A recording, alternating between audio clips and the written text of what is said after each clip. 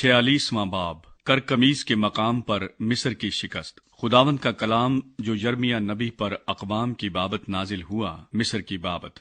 शाह मिस्र फिराउन निकोह की फौज की बाबत, जो दरियाए फरात के किनारे पर करकमीज में थी, जिसको शाह बाबल नबूकतरजर ने शाह यहूदा यहोयकीम बिन यूसिया के चौथे बरस में शिकस्त दी। सिपर और ढाल को तैयार करो और लड़ाई पर चले आओ। घोड़ों पर साज लगाओ, आए सवारो, तुम सवार हो और खौद पहन कर निकलो। नेजों को सैकल करो, बख्तर पहनो। मैं उनको घबराए हुए क्यों देखता हूँ। वो पलट गए, उनके बहादुरों ने शिकस्त खाई। वो भाग निकले और पीछे फिर कर नहीं देखते, क्योंकि चारों तरफ खौफ है। खुदावंद फरमाता है, ना सुबक पा भागने पाएगा, ना बहादुर बच निकलेगा। शमाल में दरियाए फरात के किनारे उन्होंने ठोकर खाई और गिर पड़े। ये कौन है जो दरियाए नील की मानिंद बढ़ा चला आता है, जिसका पानी सैलाब की मानिंद मौजसन है। मिस्र नील की तरह उठता है और उसका पानी सैलाब की मानिंद मौजसन है। और वो कहता है कि मैं चढ़ूंगा और जमीन को छुपा लूंगा।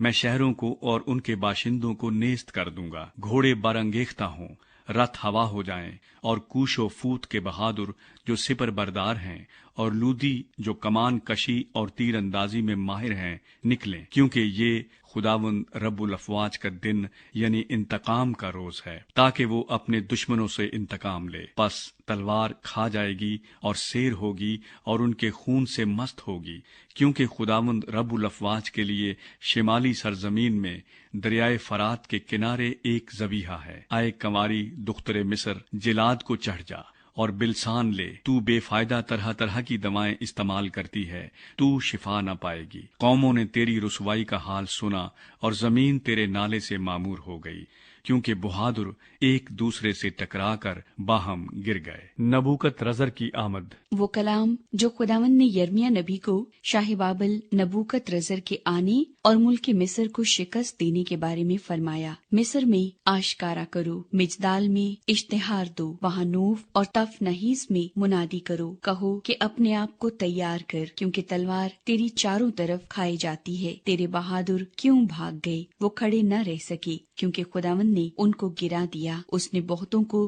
गुमराह किया। हाँ, वो एक दूसरे पर गिर पड़े और उन्होंने कहा, उठो, हम मोहलक तलवार के जुल्म से अपने लोगों में और अपने वतन को फिर जाएं। वो वहाँ चिल्लाए कि शाह मिस्र फिराउन बर्बाद हुआ। उसने मुकर्ररा वक्त को गुजर जाने दिया। वो बादशाह जिसका नाम रब्बुल अफवाज है यूं फरमाता है कि मुझे अपनी हयात की कसम, जैसा तबूर पहाड़ों में और जैसा किरमल समुन्दर के किनारे है, वैसा ही वो आएगा। ऐ बेटी जो मिस्र में रहती है, असीरी में जाने का सामान कर, क्योंकि नूफ वीरान और भस्म होगा, उसमें कोई बसने वाला न रहेगा। मिस्र निहायत खूबसूरत बच्चिया है, लेकिन शुमाल से तबाही आती है, बल्कि आ पहुंची। उसके मजदूर सिपाही भी उसके दरमियान मोटे बछड़ों की मानिंद हैं, पर वो भी रूगर्दां हुए। वो इकट्ठे भागे, वो खड़े न रह सके, क्योंकि उनकी हलाकत का दिन उन पर आ गया। उनकी सजा का वक्त आ पहुंचा। वो सांप की मानिंद चिलचिलाएगी, क्योंकि वो फौज लेकर चढ़ाई करेंगे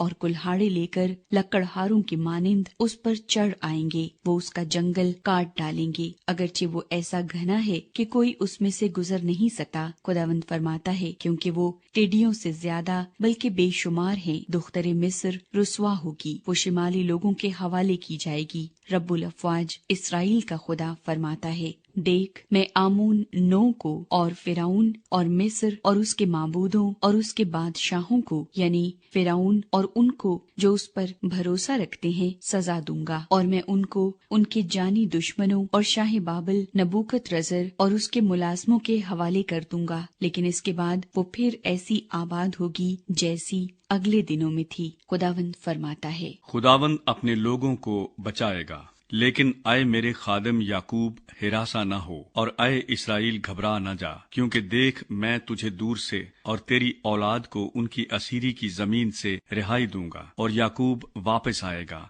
और आराम और राहत से रहेगा, और कोई उसे न डराएगा। आए मेरे खादिम याकूब, हिरासा न हो, खुदावंद फरमाता है, क्योंकि मैं तेरे साथ हूँ। अगरचे मैं उन सब कौमों को जिनमें मैंने तुझे हाँक दिया नेस्तो नाबूद करूं, तो भी मैं तुझे नेस्तो नाबूद न करूंगा, बल्कि मुनासिब तंबीह करूंगा और हरगिज बेसजा न छोड़ूंगा।